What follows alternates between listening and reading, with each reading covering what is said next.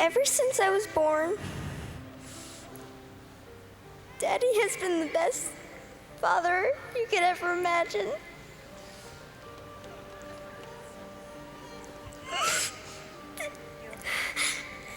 And I just wanted to say I love him so much. As Michael Jackson's daughter broke down at his memorial service, millions of fans around the world shared her pain. And the pain continued as debate raged over what was the cause of the singer's premature death. 2 years on, and after a 6-week trial in Los Angeles, Michael Jackson's personal physician, Conrad Murray, was found guilty of the involuntary manslaughter of the 50-year-old singer. We find you. The court found Murray guilty of giving Michael Jackson a fatal dose of propofol, a powerful anesthetic normally only administered in hospital. No competent physician would give these drugs without having emergency airway equipment present. During the trial, 49 witnesses and more than 300 pieces of evidence were presented to the court. We, the jury in the above entitled action, find the defendant, Conrad Robert Murray, guilty of the crime of involuntary manslaughter. Conrad Murray was jailed for 4 years and labeled dangerous by the judge. He will lose his medical license. It brings to an end the final chapter in the extraordinary saga of Michael Jackson's life and unexpected death. This is a look at the true story behind the singer, who's been officially recognized as the most successful entertainer of all time. Nobody demands the attention that Michael Jackson does. You're talking about someone who's not just a great artist, great writer, great performer, but he was a visualist as well. He was incredible. There was something that just radiated life in his work, life in all of its extremes. We'll be examining Michael Jackson's extraordinary life and shockingly premature death, and what made him the man he was.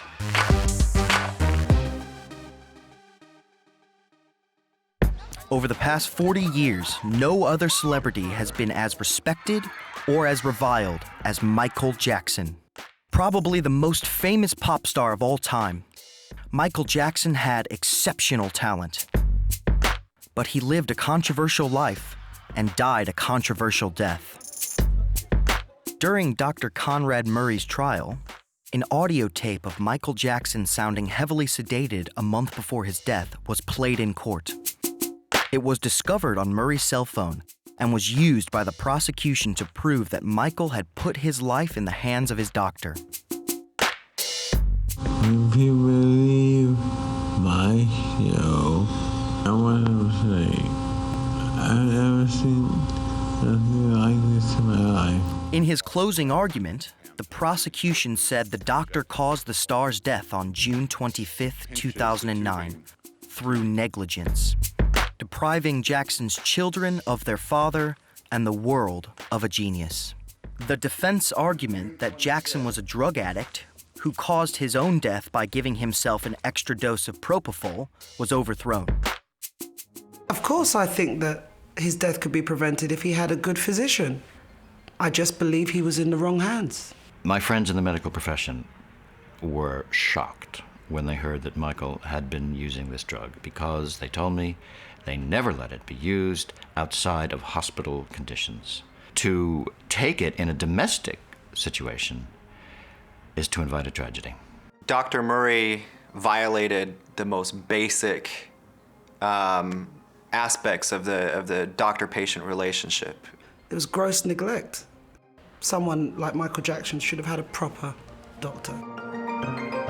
With Dr. Murray behind bars, for some, anger about what happened in the star's final hours was combined with a feeling of relief that allegations that Michael had taken his own life had been thoroughly disproved. He had so much going for him. He wouldn't have done it, for his children, which meant everything to him. There's no question that Michael would ever have killed himself. Of course, despite his tragic early death, the legend of Michael Jackson, the man who became known as the King of Pop, is destined to live on. So what was it about Michael Jackson's contribution to music, dance, and fashion, and his much publicized personal life, that caused him to be such a global phenomenon? Michael Joseph Jackson was born in the industrial city of Gary, in Indiana, on the 29th of August, 1958, the seventh of 9 children. His father, Joseph Jackson, a steel mill worker, recognized his children's musical talents and organized a family band made up of Jackie, Jermaine, Tito, and Marlon. In 1963, when Michael was just 5, he also joined the group. Joe was a firm disciplinarian who scheduled a strict regime for Michael and his brothers. And their relentless hours of practice left very little time for normal childhood activities. Did you meet Joe? I've met Joe a few times. And? Well, he's the father of Michael, but they are so totally different, like chalk and cheese. If you look at his background, he's come from, basically he was a welder in a very poor town in mid-America, and has been catapulted through on the back of his children into some huge stardom. Michael is probably like the complete opposite. Michael described his relationship with his father as turbulent. Joe was so determined his sons would be successful that in rehearsals, a fumbled note or a misstep could lead to harsh physical punishment. Michael himself talked of the horror of being beaten by his father. Whipped was the word. And how his father would sit there as they were rehearsing with a belt, waiting to smack them if they got it wrong. But then on the other hand, he called his father a genius for instilling in them the discipline to present this slick stage act. From my analysis, I believe that Michael was a very sensitive, very, very sensitive kind of individual. So even though you have a really strict parents, there are some children that can handle that strictness, but there are other children, it really affects them. People respond to that kind of abuse differently. And with some of the other brothers, I think that, you know, it didn't impact them the same way psychologically that it did Michael. It really hurt him, and he carried it throughout the rest of his life, you know, that his father drove him and pushed him, but never treated him like a son. Every time he would speak about his father, his face would contort. You could see that he was really, really stressed about his experience with his father. It definitely had a damaging effect on him. It really did. Michael later said he was made to work too hard for a child, but also recalled singing and dancing with real joy as a youngster. He did discuss his childhood with me, and I think that he's been quite open about his childhood. In terms of his relationship with his father, I think what the public doesn't know is that he forgave his father for some of the hurt that was caused, and at the end of his life, he was very much on good terms with his father. So I think that a lot of the things, they happened a long time ago, and, you know, Michael forgave. I think if Joe didn't do what he did, there would have been no Michael Jackson. I'm not one of these people that say, you know, point the finger at the father. He took a very poor family, took a talent that he saw, and he gave it to the world. By the time he was 8, Michael had emerged as the group's lead vocalist. The Jackson brothers changed their name to the Jackson 5 and toured clubs all over the American Midwest. Joe Jackson was always very, very certain that he was going to turn his children into stars. I think it was probably pretty disturbing to him in many ways that Michael was the brother who very clearly was the most talented, because he was never particularly close to Michael, and he always probably gave Michael the harshest treatment. Michael was already showing a remarkable range and depth for such a young performer, impressing audiences with his great dancing and ability to convey complex emotions. After winning a major local talent show with renditions of Motown hits and James Brown's I Got You, the Jackson 5 were signed by Berry Gordy to the legendary Motown record label. When I first heard him sing Smokey Robinson's Who's Loving You at 10 years old, he sung it like he felt he had been here. He had known the song for 50 years. the pain, the torture, he could put that into music and lyrics and feeling. You know, Michael was just absolutely brilliant, brilliant. The group was an instant sensation. Their debut single, I Want You Back, rocketed immediately to #1 in the States and sold over 1 million copies.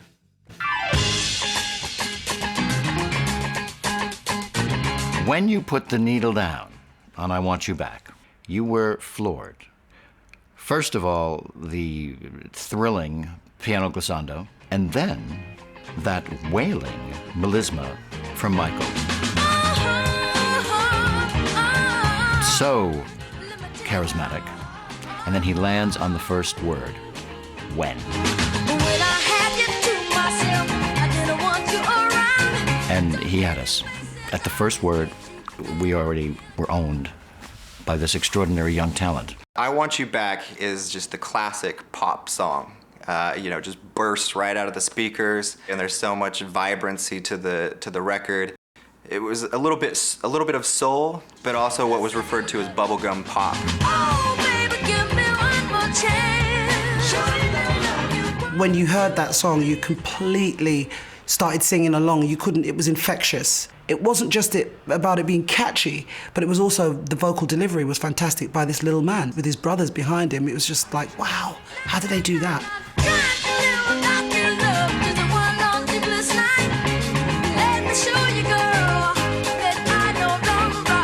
Everybody was just fanatical about them. I mean, you wanted your hair like them, you wanted to wear the same clothes. I mean, you just didn't even want to go to school anymore. I mean, that's how it was for us. We were obsessed.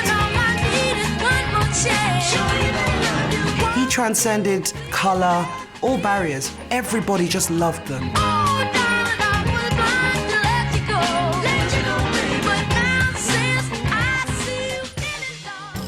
Michael, the youngest and the lead, was only 11 years old, but the record label claimed he was even younger, saying he was just 9 to make him appear even cuter. The Jackson 5 demonstrated the traditional paradox of child stars: kids' energy combined with unbelievably professional dance moves. It was obvious that Joe, the father, had instilled in them the necessity to be visually as well as musically appealing. And of course, those giant afros helped. And the colorful shirts and the bell-bottom trousers, they were the real deal. And they were instantly imitated across the culture. Jackson Mania swept the nation, and within a year of their debut, the Jackson 5 were among the biggest names in popular music. All 4 of the Jackson 5's first singles reached the #1 spot in the United States, and were also international hits. Most agreed that it was Michael, with his extraordinary, versatile voice and smooth dance moves, who is the principal reason for the Jackson 5's amazing international appeal. Michael, even at that early age, had emotional insight. Whether this was because he was the youngest brother and had been subjected to what we are told were brutalities by the father, whether he had this loneliness that he said he did, he was emotionally aware before most young people. And he could invest a lyric with an emotional delivery. As a kid, Michael was always beyond his years. He was an innovator. He was a genius at what he did. Having the experience of being a child star led to his strong friendship with Mark Lester, who had made his name as a child actor in the title role of the 1968 film Oliver. Michael started at the age of 5, I started at the age of 5. So, we were always kind of comparing. Obviously, Michael's fame was infinitely more than mine, but, having been in the spotlight at such an early age, and we used to share memories about our early times. He said, when these teeny bop magazines came out, were in the States, there's one called Tiger Beat, I think, and 17. There were 4 people that used to feature, and one of them was Michael, who obviously dominated. Donny Osmond, David Cassidy, myself, and Jack Wilde. So there was 5 who, not always, but were kind of the ones that were were shown most in these magazines, and Michael would pick up these magazines, and quite often there would be a page of Michael, and the next page would be me. So he kind of thought there was some sort of parallelism between us. He did tell me that he enjoyed the film Oliver, and it was his favourite musical, and it remained his favourite musical all his life, which was kind of odd coming from Michael, who has dominated the pop charts for so long and made so many wonderful records. For him to tell me that this was his favourite musical was something else. It was quite an honour, really. In 1972, Michael got his first taste of solo success with the title song to the film Ben, which was a hit worldwide. Throughout these early days, it was clear Michael was using every opportunity to prepare for his future. When he wasn't performing, he was to the side of the stage in the Apollo and the Regal, and he was watching people like James Brown and people like Smokey Robinson and Jackie Wilson, and he was watching and learning and picking things up. And so he was such a student of his craft that when it was time for him to branch out on his own, he had a lot of ideas. By 1975, after 13 albums and countless top 10 hits, Motown and the Jacksons were to part company. With a fresh start at Epic Records, and renamed simply The Jacksons, the journey was far from over. The hits just kept on coming. In 1977, Michael Jackson starred in a feature film, The Wiz, a remake of The Wizard of Oz, featuring an all-black cast. Michael played the Scarecrow, and Diana Ross played Dorothy. It was on the set of The Wiz that Michael was introduced to Quincy Jones, which led to Jones producing Michael's first astonishing and original solo album, Off the Wall. The first single released was Don't Stop Till You Get Enough.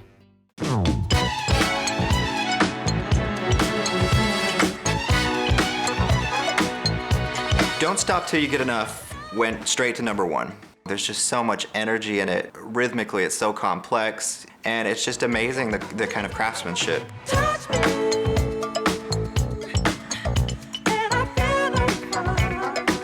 His mother actually was concerned about the title of the song because it could be interpreted sexually. And Michael told her, you know, people will think what they want to think, you know. And so he kind of wanted to leave it open like that and just kind of be a bit coy with it.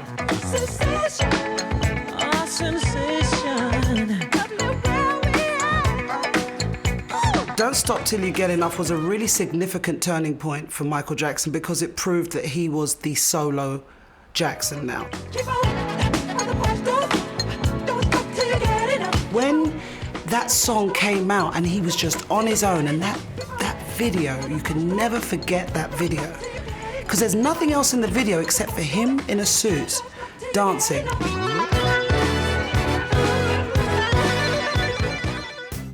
Off the Wall established Michael as an artist of undeniable talent and a star in his own right.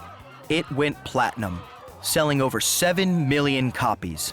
The album's success led to Michael's 9-year partnership with Quincy Jones.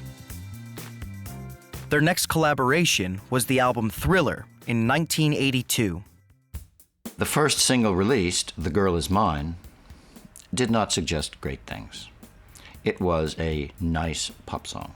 A duet with Paul McCartney, got to #2, I think, million seller, but not a classic. Then, Billie Jean, and The Ground Moves Beneath Us. Billie Jean is probably Michael's most famous song. It became this big hit with a very unusual theme. It's a darker song. It's a song about distrust and anxiety and paranoia.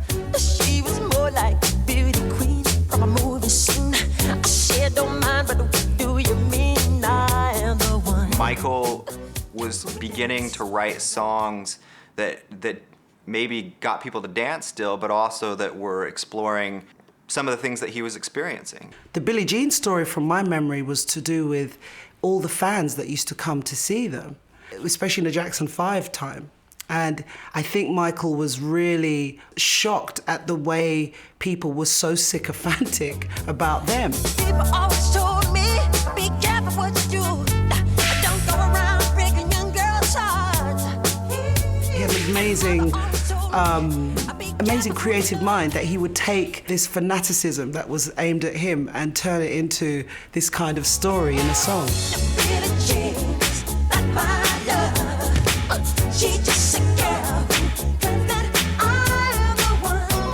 With Billie Jean, you just got this classic bass line, and then you just have this amazing, the strings and the kind of atmosphere of it. Sometimes Michael doesn't get the credit that he deserves as a composer, but this was a song that Michael had very close to finished at his home studio, but then they brought it in and just polished that and perfected it.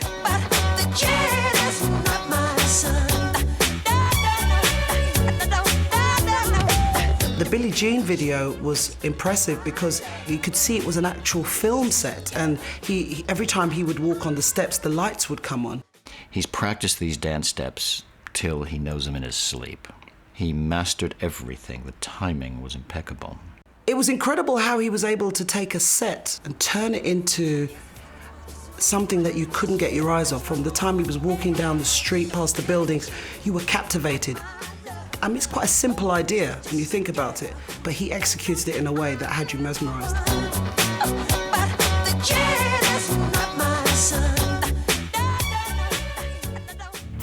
It's a historic hit for a variety of reasons. It forced MTV to play videos by black artists. Walter Yetnikoff, who was the head of CBS at the time, said, if you don't put Billie Jean on, you're not getting our videos. Because Billie Jean was such a big hit, and MTV had to recant.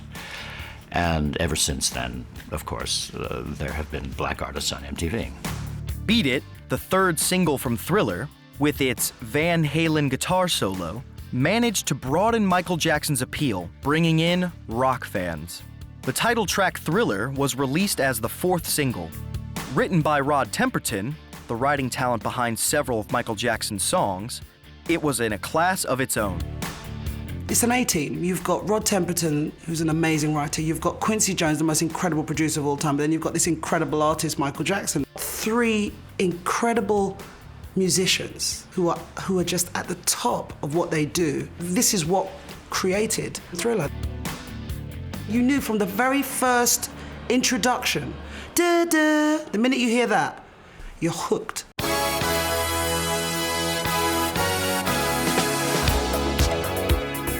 It's just incredible. It's such a powerful intro. It's close to midnight. Something evil's lurking in the dark. The video was unprecedented for its time, with a duration of over 14 minutes. John Landis, who's this renowned director, comes in. He's done horror, but with kind of a satiric edge to it. And so he comes in, combines his talents with Michael Jackson, and you get this video that becomes a phenomenon.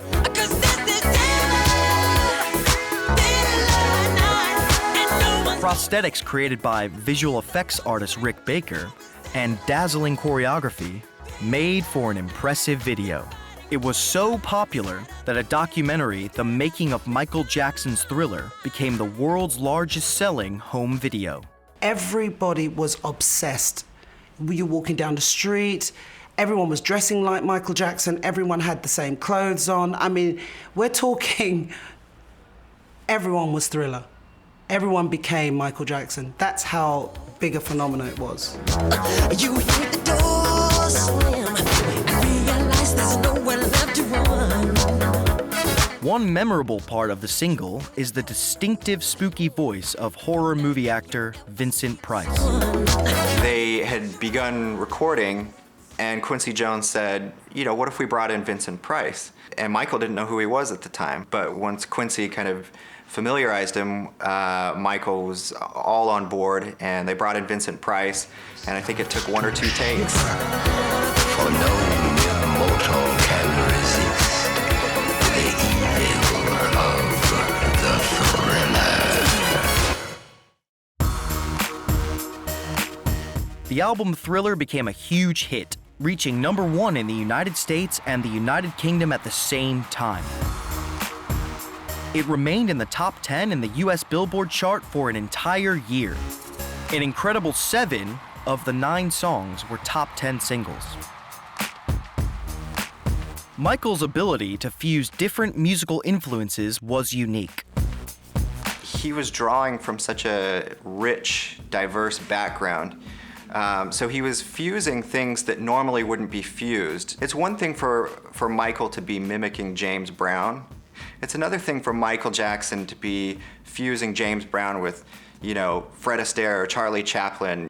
When you see it in his short films and when you hear it in his music, you can kind of see how he's bringing different elements together. Today, Thriller retains its position as the world's best-selling record of all time, with an estimated 110 million copies sold worldwide. During the 1980s, Michael Jackson was as famous internationally as many of the world's leading political and religious figures. By the age of only 25, the New York Times summed him up as a musical phenomenon, stating that, in the world of pop music, there is Michael Jackson, and then there's everybody else. Michael Jackson is one of the few artists to have been inducted into the Rock and Roll Hall of Fame twice.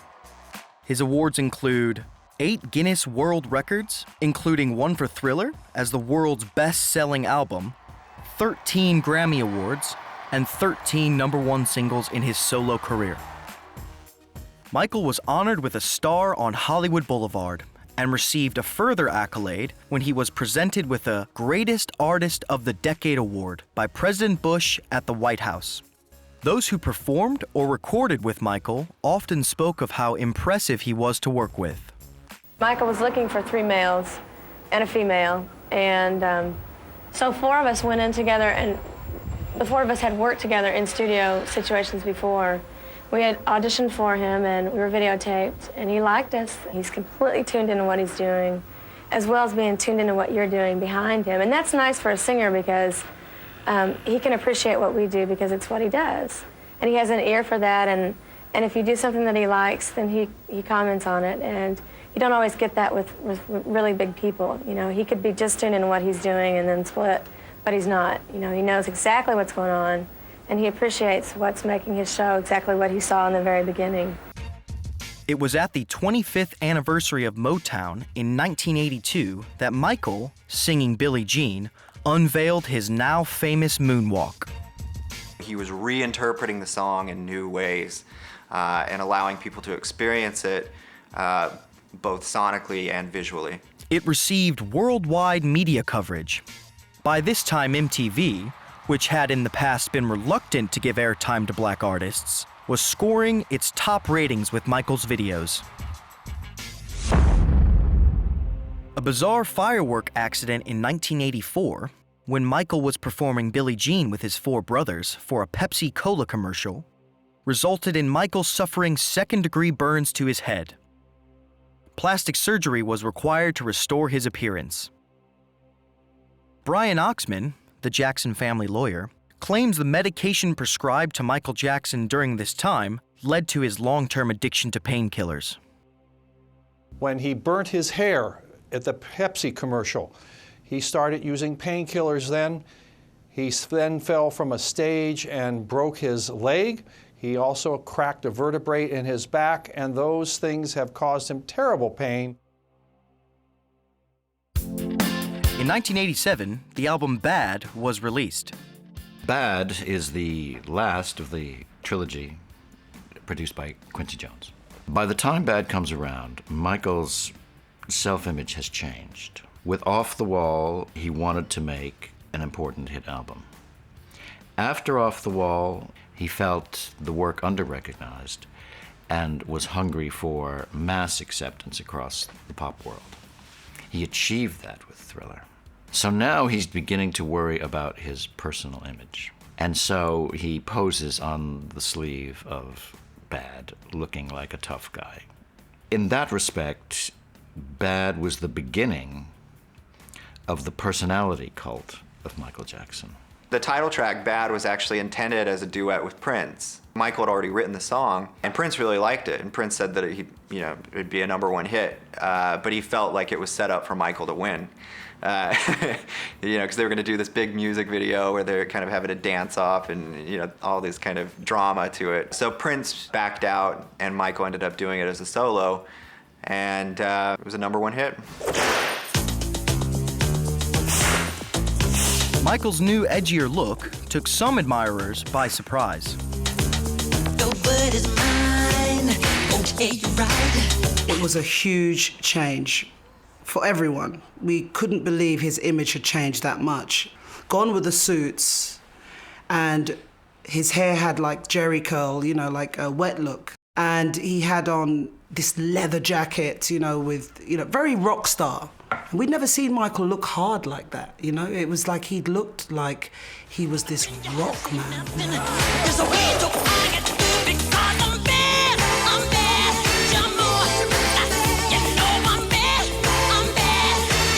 At the time, I have to be honest, when I heard Bad, I was a little bit like, I don't know if I'm feeling him doing that. But what made me change my mind was the video. Because when I saw the video, I was just like, wow, this is great, because they're in the subway. You can't help but watch that. And that made the song better for me, the visual.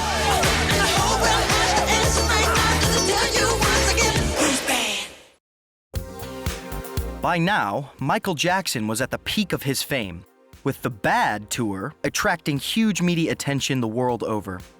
Before taking to the stage in the UK, Michael presented Prince Charles and Princess Diana with a £300,000 check from the proceeds of his Wembley concerts for the Prince's Trust, a charity supporting disadvantaged children. Michael presented Princess Diana with 2 custom-made Bad World Tour jackets, one each for her young sons, Prince William and Prince Harry. In 1988, Michael Jackson set up, built and conceived, I guess, Neverland, which is obviously the place where he would go on to live for most of the rest of his life. Here was a grown man at the peak of his success who felt the need to live in a huge amusement park. Named after the mythical island in J.M. Barrie's novel Peter Pan, Neverland was Michael's fantasy theme park. It had a zoo, Ferris wheel, and other over-the-top amusements. Built on a 3,000-acre ranch in Santa Barbara, California, Neverland was maintained by 54 full-time staff. It was a child's dream world. Michael even had a pet chimpanzee. I was invited to Neverland. The gates opened, the wooden gates opened. It's like this yellow brick road, Charlie and the Chocolate Factory, and Disney World all combined. You know, it was an escape. There was a time we went over to Neverland. My little girls were about 6 and 7 then, and we spent a week with Michael in Neverland, and we went on all the rides, we went around the zoo, we had our own cinema, we could head to see whatever films we wanted to see. And at the end of the week that we were there, I said to the girls, okay, we've been here for a week. What's the best thing you like about Neverland? And my 2 girls, both at exactly the same time, said, Michael. This was a man who, having the money to do anything with his property, chose to make it look like a child's home. Obviously, he had created a paradise for children. But not just other children, him, the child, as well. Michael would invite children, especially sick children, to spend the day there, hoping to create warm childhood memories for his many young visitors.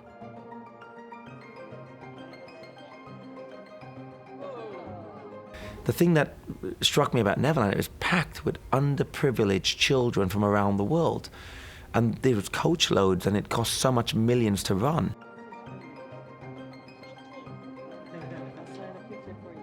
Throughout his life, Michael Jackson was a passionate supporter of charity.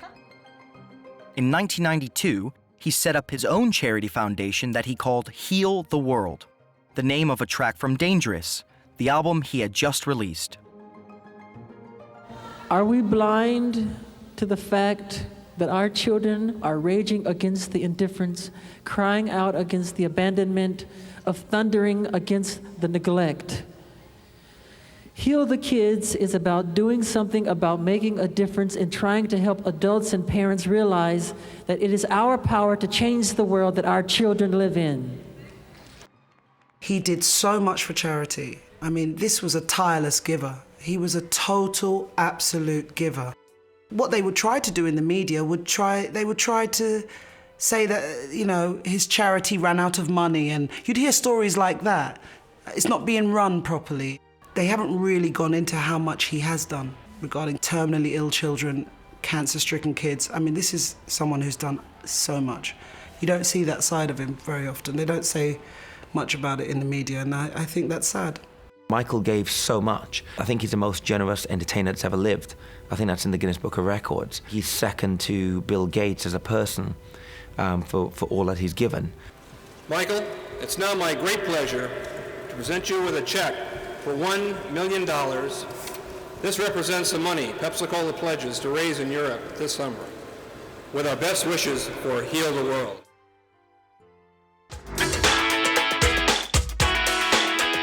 In America, the song Black or White was the most successful track from Dangerous.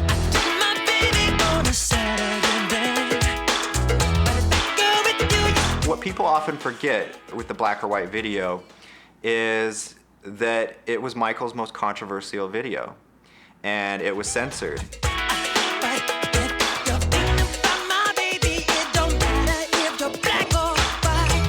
You have this main part of it that most people are familiar with, you know, where it's kind of a celebration of diversity. And I told about equality, and it's you either you're wrong or you're right. What happens after the end of the main music video is a Black Panther sneaks off of the stage, and then Michael's conveying kind of the darker side of the song and of racism. And Michael Jackson just unleashes this raw expression of indignation and, you know, conveys violence. He's breaking in windows, you know, there's this like sexuality to it, but it's an aggressive sexuality. And so people didn't know what to make of it.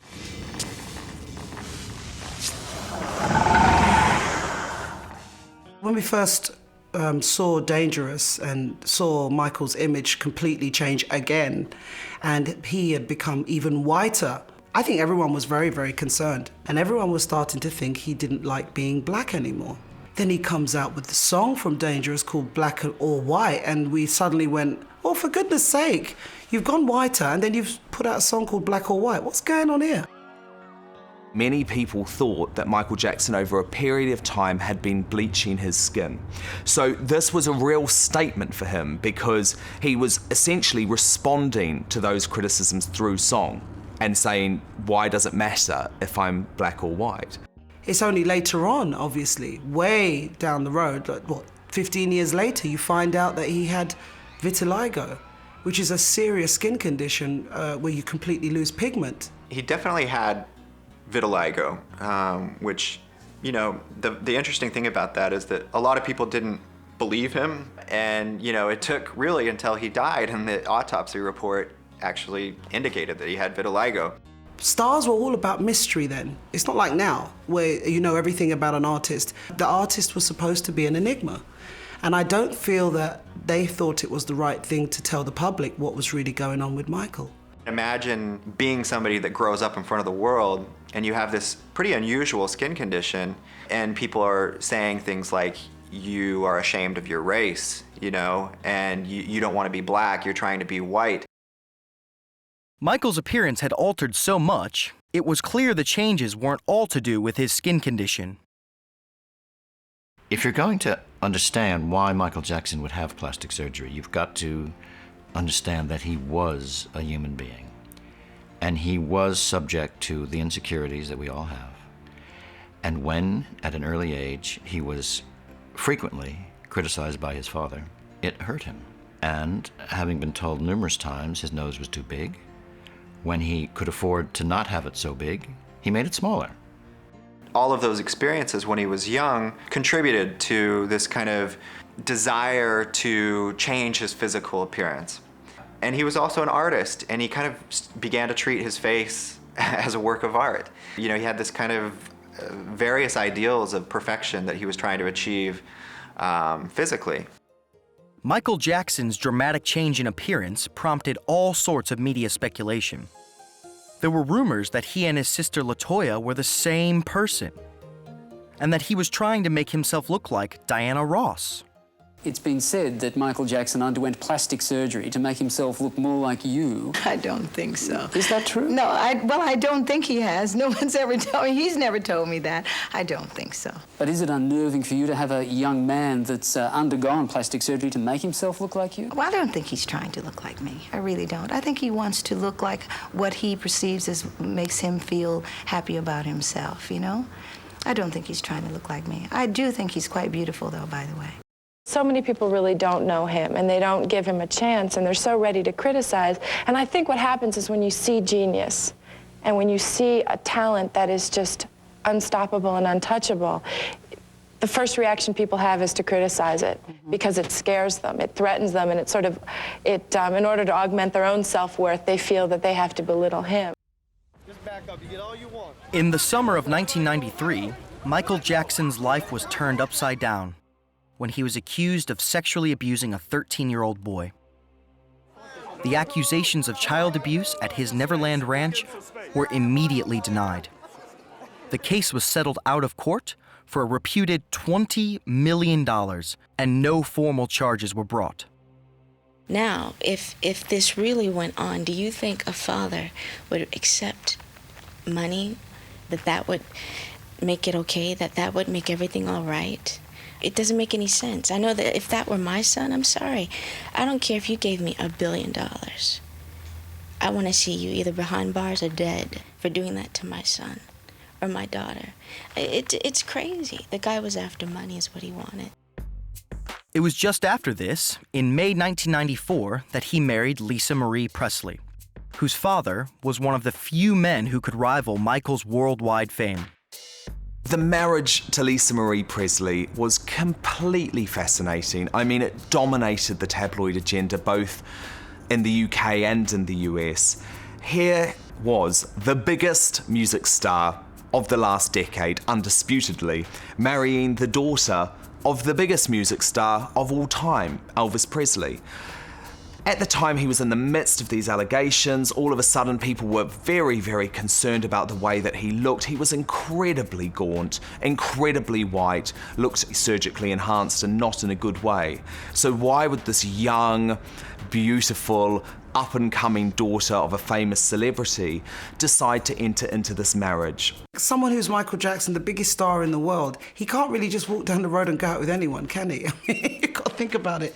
His demographic would have to be someone like, Lisa. I think that's probably why, in his mind, it would have been okay, because she would get his level of fame and notoriety and everything else.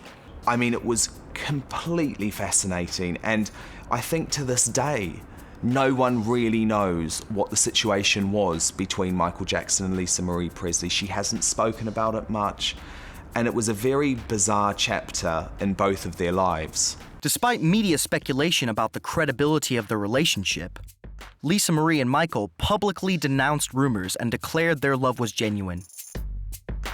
The marriage was short-lived and ended on amicable terms in 1996. Within a year of the separation, Michael's association with his dermatologist's assistant, Deborah Rowe, led to an announcement that she was pregnant with his first child.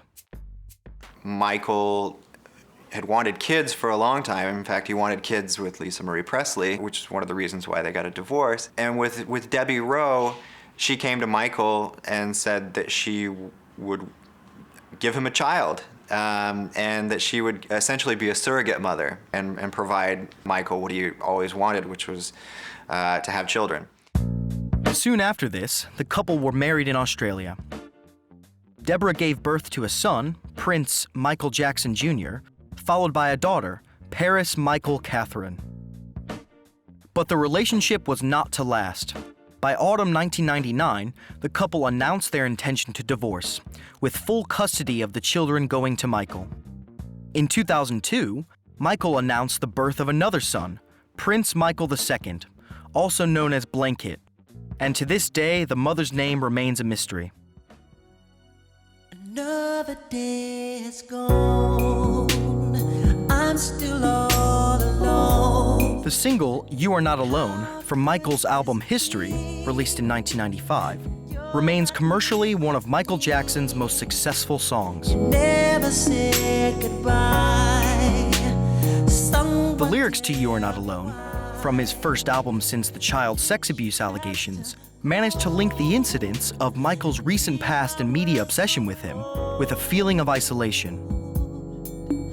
Every day I sit and ask myself, how did I slip away? You Are Not Alone is one of those songs that can be interpreted in a variety of ways. I think a lot of people, when they heard it, interpreted it as a love song. But it was also a song where it conveyed a certain degree of isolation, the toll of a life in the spotlight. Though you're far away, I'm here to stay. It was a real Michael Jackson ballad in the true sense of the word. And it did become a huge hit for him, I guess really against all odds, because the music video was incredibly strange. I mean, it featured Michael Jackson almost naked under the sheets with his wife, Lisa Marie Presley. And it was a very odd music video, but the song has been one of Michael's most enduring yet. I'm here to stay. When you are always alone in my heart. Michael's music was increasingly dealing with the world issues he saw as important. You start to see with the Dangerous album, with the History album, a lot of the songs, it's no longer about relationships or dancing. Michael's tackling big social themes. It was very interesting actually, because the release of History did not go down well. It was a greatest hits package combined with a new album, and there are a whole load of stunts which were really derided. For example, Michael Jackson deciding to send a massive statue of himself down the River Thames in London, despite him being still caught up in all of these allegations of child abuse. But actually, I always felt like History was probably his most underrated album ever. I mean, some of the songs to come from History are completely iconic. They Don't Really Care About Us, Earth Song, Scream, You Are Not Alone. It was a huge album, but by that point, it almost didn't matter what Michael Jackson released. There were enough questions about him as a person that actually his music was, again, overshadowed. All through his life, the more Michael tried to protect his privacy, the more fascinated the press became with him, and the more absurd the stories became. 99.9% of what's written about him was false. I read that his nose went missing. I think it was in the Daily Mirror. That's absolutely crazy. But I think what it is that perhaps there's an ounce of truth in what's written, but it's totally embellished. You know what the media is like. It's called propaganda. They take anything and they blow it out. We're family. You saw the way we grew up in the 2-bedroom house. Family is more important than all the success and anything, and we're always going to hold on to that. Their whole thing is to divide and conquer and to separate us. We're family. We're family. We have children. We hurt just like everyone else.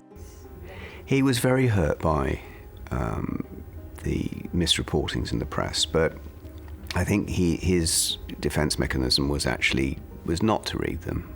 Don't let it, they're going to say whatever they're going to say anyway, so just don't read, don't get involved with it. Because I said to him one day, I said, well, why don't you just sue them?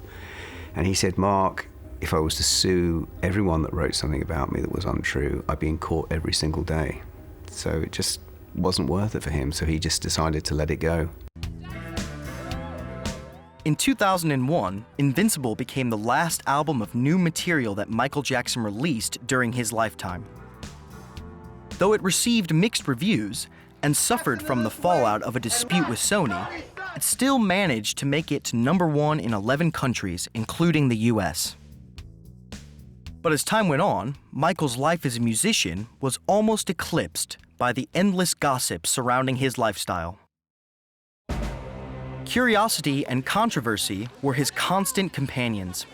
An incident in 2002, which was circulated around the world, showed Michael holding his baby out of a Berlin hotel window for his chanting fans to see. It created uproar. I was in the room when it happened. When I saw it on the camera, I thought, oh God, that looks really awful. But actually below the window of the hotel is a ledge that comes out quite a way. And if Michael had held the baby quite firmly anyway, and it was just a gesture to say, look, this is my new child, and then he got absolutely slammed for it, but that baby was in no danger at all, ever. And in fact, when we didn't think anything of it until after he'd done it and the fans were all clapping and cheering until the next day when it came out in the papers, and then I saw the news clip and I thought, well, yeah, that does look a bit scary. It was foolhardy. Therefore, we must ask ourselves, why did he do it? And the answer is that the feelings he had, which motivated him to do it, were greater than even his concern for the child. And that is, I want to present to you my new cub. As in The Lion King at the beginning, the circle of life, when the new cub is held up. Of course, in this case, it happened to be over the balcony, which was really dumb. But he didn't think about that. I'm sure he didn't look down and think, oh, is there a balcony there or not? He was just holding the kid up. The incident naturally led to all sorts of speculation in the press about Michael's abilities as a father.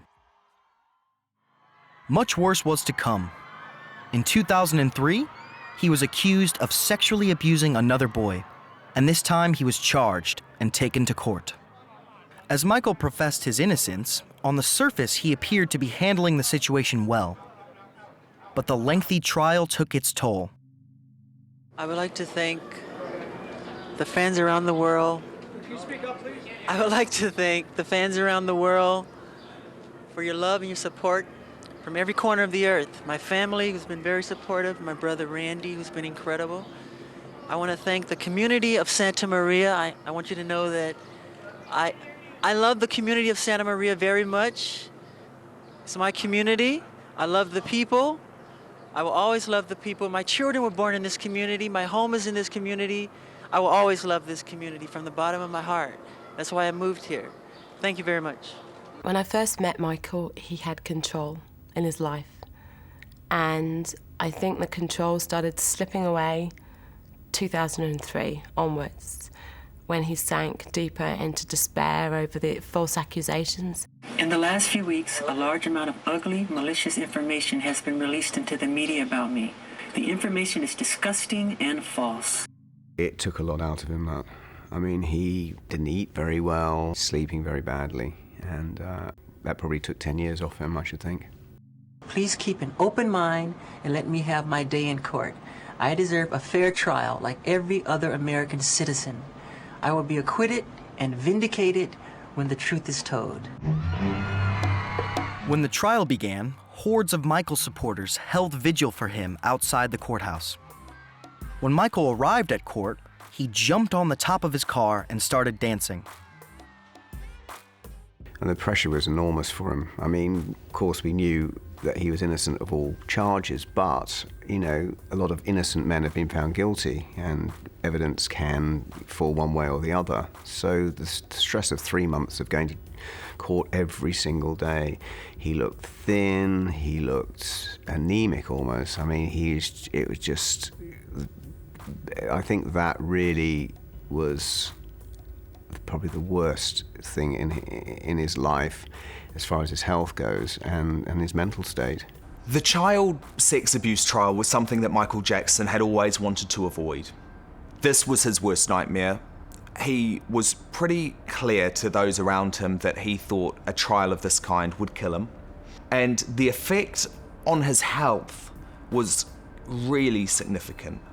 I think we all remember those pictures of Michael Jackson turning up in court in his pajamas, or just not turning up at all. He was in terrible discomfort during the entire trial proceedings. He's going to go home, recuperate, rest and relax, and he'll be back on Monday, and he's looking forward to being here. And he went to the emergency room this morning, and he was given medications, so he'll be back on Monday, and we all thank you so very much. You take care. There was very limited sympathy for him. I mean, the tabloid headlines the day he did turn up to court in his pajamas was banana in pajamas. I think the world felt for the first time, at least the world of the media, that actually maybe these years and years and years of managing to get around the law, however he'd done that, had finally caught up with Michael. I'd like to let the world know that I'm behind my son. I don't believe any of this stuff that's being written about him because I raised him and I know him, and that's just a statement people are making. We support our brother wholeheartedly, and we stand by his side, and we're in the process of planning a trip with the whole family to visit him. On June the 13th, 2005, Michael Jackson was found not guilty and completely cleared of all charges. There was no African American on the jury. There was so many search warrants, so many months of investigation, so many $1 million, and they didn't even get an alcohol charge. They put it in to get something, they didn't even get that. It didn't go to show how guilty he was, it went to show how innocent he is, how clean he is. They went through his house with a fine comb. And the lady that brought the charges later ended up in jail for fraud. So, Michael was a victim. It's thought that the anxiety caused by the trial had a serious detrimental effect on Michael's health. And this stress, along with the constant pain he felt with his back and other ailments, led to a dependency on prescription drugs. The man was in pain, and there was no question about it.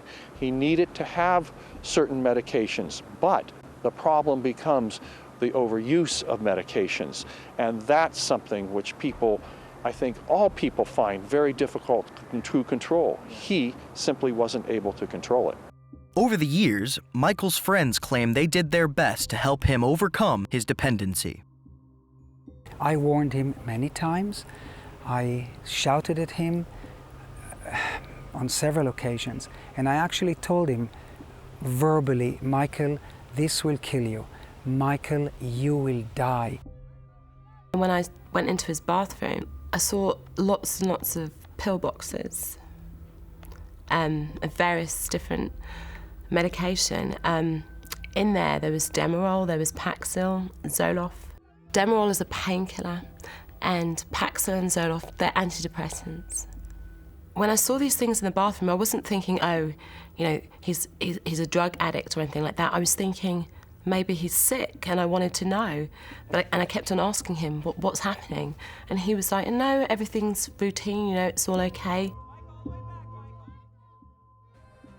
In the years following the sexual abuse trial, despite being cleared of the charges, Michael, in many ways, appeared a broken man.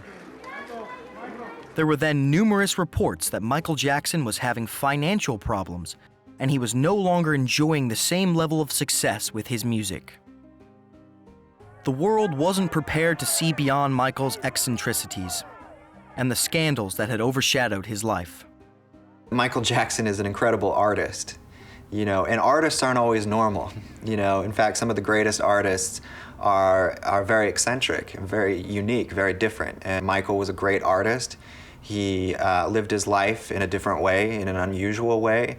But when we go back to those songs, when we go back to those videos, when we go back to those albums, we find just an incredibly rich, diverse array of art that deserves attention. Michael's enduring appeal was proved in March 2009, when he announced a number of comeback concerts at the O2 Arena in London. London welcomes the King of Pop, Mr. Michael Jackson.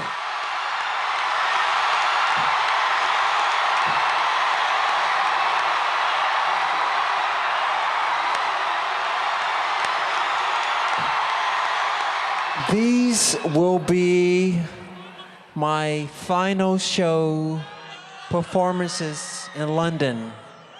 This is it, and see you in July.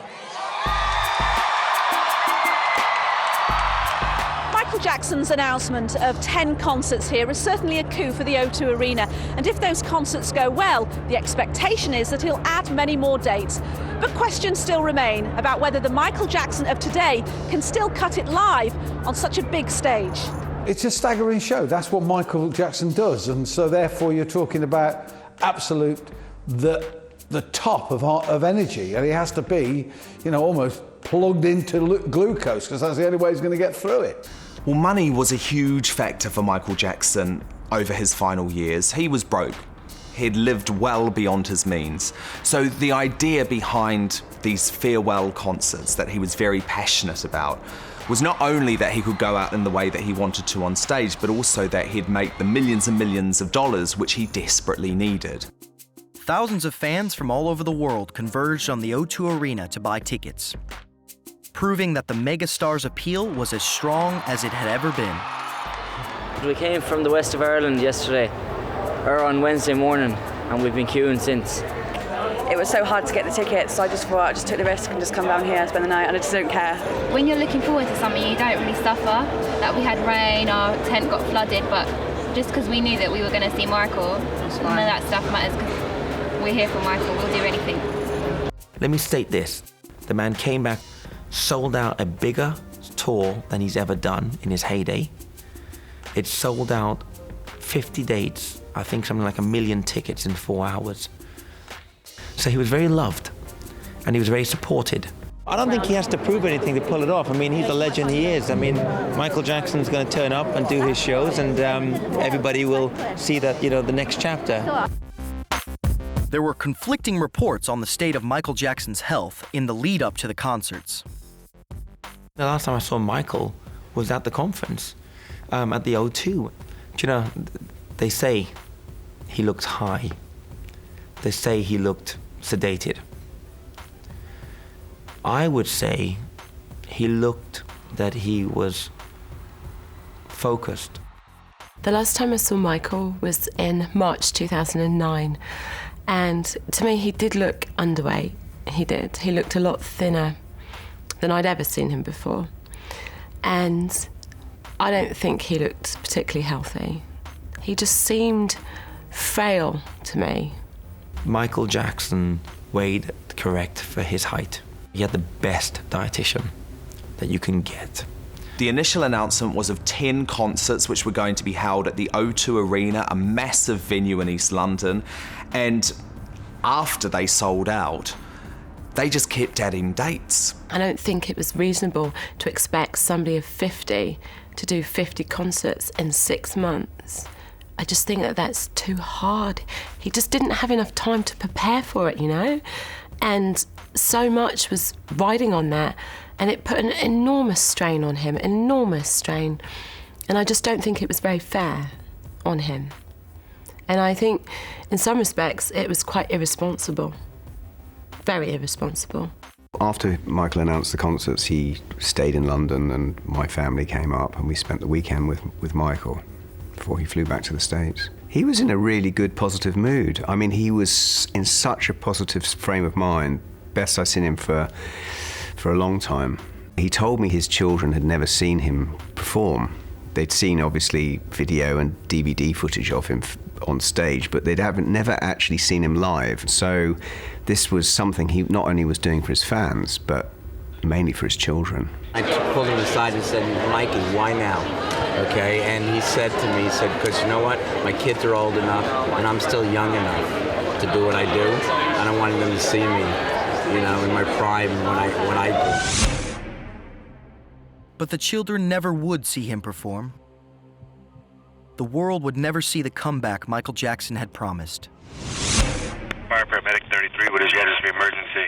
Yes, sir. I need an ambulance as soon as possible, sir. Okay, sir. What's your address? It's 100 North Carrollwood Drive, Los Angeles, California, 90077. You said Carrollwood? Carrollwood Drive, yes. On June 25th, 2009, the Los Angeles Fire Department responded to the 100 block of Carrollwood at 12:21 and 18 seconds. Unfortunately, at the time, the dispatcher answered the phone call, and never once did the caller ever identify to the Los Angeles Fire Department that the person that needed our help was Michael Jackson. And what's the problem exactly what happened? Sir, we have a gentleman here that needs help, and he's not breathing yet. He's not breathing, and we're trying to pump him, but he's not breathing, sir. Okay, how old is he? He's 50 years old, sir. 50, okay. He's unconscious, he's not breathing? Yes, he's not breathing, sir. Okay, and he's not conscious either? He's not conscious, sir. Okay. All right, do you have him, is he on the floor? Where's he at right now? He's on the bed, sir. He's on the bed. Okay, let's get him on the floor. Okay. Okay, let's get him down to the floor. I'm gonna help you with CPR right now, okay? When our paramedic heard that CPR was being conducted on the bed, gave explicit, direct, emphatic direction for that patient to be moved from the bed and CPR to be done on the ground. Okay. Okay, let's get him down to the floor. I'm gonna help you with CPR right now, okay? We need him. We need to. Yes, we're already on our way there. We're on our way. I'm gonna do as much as I can to help you over the phone. We're already on our way. Did anybody see him? Yes, we have a personal doctor here with him, sir. Oh, you have a doctor there? Dr. Murray said that he would take full responsibility for the patient. What that does for us is that now the doctor becomes the highest level of a medical authority. If he would have denied, we would have asked him to step aside, and the paramedics would have been the highest medical authority to give care to Michael Jackson. He's not responding to anything. No, he's not responding to CPR or anything, sir. Oh, okay. Well, we're on our way there. If your guys are doing CPR and you're instructed by a doctor, he has a higher authority than me, and he's there on scene. Okay. Did anybody witness what happened? No, just the doctor, sir. The doctor's been the only one here. Okay, so the doctor see what happened? Doctor, did you see what happened, sir? Sir, you just, if you can please. We're on our way. We're on our way. The question is, why did it take Dr. Murray so long to dial 911? Only Dr. Murray can answer that question. Obviously, fast response saved lives. Why Dr. Murray took so long, and however long he noticed that Michael Jackson was down, it's unexplainable to us. I'm just passing these questions on to my paramedics while they're on the way there, sir. Thank you, sir. He's pumping his chest, but he's not responding to anything, sir. Please. Okay, we're on our way. We worked 45 minutes because, as paramedics, we call it the golden hour. Obviously, we try to tell the community when someone is pulseless and non-breathing, you call 911 immediately, wherever you live. We're less than a mile away. We'll be there shortly. Thank you, sir. Thank you. Okay, sir. Call us back if you need any help. Thank you. Yes, sir. Yes, sir. The singer Michael Jackson is reported to have died about 3 hours ago. He was not breathing when paramedics arrived. They performed heart massage, and then they took him to the UCLA Medical Center in the city, where he's said to have gone into a deep coma. He was pronounced dead a short time ago. The singer had been due in London for a series of concerts during the summer. I am somewhat numb. I am shocked at the passing of Michael Jackson. You know, it's like a dream, a bad dream. He was so much like a son to me. It's just hard to realize that Michael Jackson is not here. Unless you are a fan of Michael Jackson in the way that so many millions of people are, and the way that I am, you can't begin to understand the loss that we're feeling. I don't know, I can't stop crying. He meant so much to me. It's hard to deal with it, and it's still hard to believe. I think you saw when Michael Jackson died something that maybe certain people didn't expect, which is that there was this huge outpouring across the world. There was just these generations of Michael Jackson fans that were celebrating his life because his work resonated for them. And it resonated across cultures, it resonated across age groups, across generations. Michael's work was able to cross divisions and reach people. After a small private funeral, Jackson's death triggered a global outpouring of grief, and it was reported that as many as 1 billion people around the world watched his public memorial service. The star-studded, emotional ceremony took place at the Los Angeles Staples Center. It saddens me that there are so many people in Los Angeles who, when he died, claimed to be his friend, and yet, where were they? Why didn't they help him? I think we drove him to a lot of things. The world could have done more to appreciate him, to let him know, enjoy yourself, we love you, you're good, you're very good. It's sad that we wanted so much from the man that we kept saying more, rather than saying, hey, no more from you, rest up, enjoy your life. Michael had been rehearsing in LA right up to the night before he died, getting set for his upcoming London shows. So there were serious questions about what had caused him, a man who appeared so fit, to die so unexpectedly at the age of just 50. Just the night before he died, Jackson was here at the Staples Center in LA, rehearsing for his upcoming London shows. And by all accounts, it was a pretty energetic performance, running through 10 or 11 songs and dances. After which, Jackson's manager says the singer came up and put his arm around him and told him, "I am so happy. This is really our time." At these rather less glamorous studios, Jackson had a tough schedule for the last few months. People here who watched him rehearse said he was thin and frail, but he seemed fit. He was, up to par. He was at his best, and he was ready to come back and just wow us all away. A documentary featuring Michael preparing for the This Is It tour, The Comeback That Was Never to Be, shows an energetic performer. He wanted to come back badly in a great way. He was a perfectionist, so he wanted these concerts to be close to perfection. And that creates stress, that creates anxiety. He reportedly had once said to Lisa Marie Presley, "I have this terrible feeling I'm going to go the way your old man did," meaning die young. But actually, he really did go the way of Elvis, which is that they both had an incredible number of drugs in their body. I had thought that for the past 15 years, Michael had obviously been on a downward trajectory in terms of his relationship with reality and his perception of himself. What really was the shocker was the revelation of the extent of the drug use, which no responsible physician would have allowed. Within hours of his death from cardiac arrest, police became suspicious about the doctors who provided Jackson with a steady supply of prescription drugs. Though it was over 7 months before Dr. Conrad Murray was arrested, and another 18 months before he was brought to trial. Within 6 weeks, Murray had been found guilty of involuntary manslaughter. He was sentenced to the maximum jail term of 4 years, bringing some kind of closure for Michael Jackson's family and many fans the world over. The court has determined that the appropriate term is the high term of 4 years. Of course, Michael's musical legacy will live on. Just as Dr. Murray began his jail sentence, Cirque du Soleil embarked on a 47-city Immortal World Tour, celebrating Michael Jackson, the most elaborate of many tributes that have followed the singer's death. Another sign that despite his troubled life, Michael Jackson will always be remembered for his extraordinary musical genius. You're talking about someone who's not just a great artist, great writer, great performer, but he was a visualist as well. He was incredible. Nobody creates the attention, demands the attention that Michael Jackson does. Michael Jackson doesn't just come along once in a century or a lifetime. He only comes along once.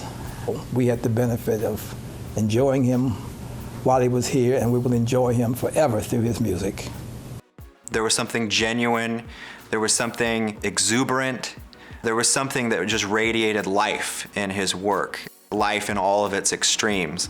Even when Michael Jackson sang a cliche, he could inject it with life, and that was his gift.